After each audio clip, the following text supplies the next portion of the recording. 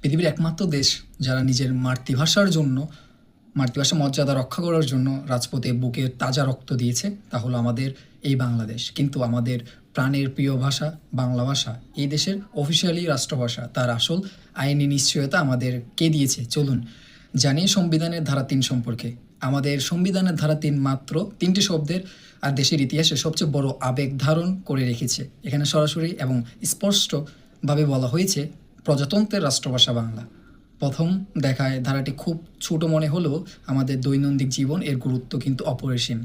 এই একটি লাইনের কারণেই দেশের সমস্ত সরকারি অফিস আদালত আইন প্রণয়ন থেকে শুরু করে সমস্ত দাপ্তরিক কাজ প্রধানত বাংলা ভাষায় হওয়ার বাধ্যতামূলক।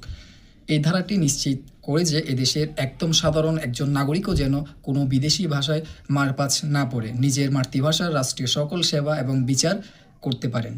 আমাদের ভাষা শহীদদের সেই মহান আত্মত্যাগের রাষ্ট্রীয়ভাবে সর্বোচ্চ আইনি স্বীকৃতি দিয়েছে এই ধারা ৩।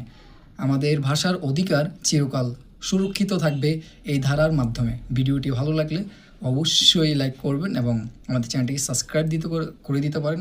আগামী ৫ নম্বর ভিডিওতে আমরা জানবো আমাদের জাতীয় সঙ্গীত, জাতীয় পতাকা এবং জাতীয় সকল কিছু সম্পর্কে। ততক্ষণ পর্যন্ত ভালো থাকুন, সুস্থ থাকুন এবং আমাদের আগামীর যেই পর্বটি রয়েছে সেটির জন্য অপেক্ষা করুন। আসসালামু আলাইকুম।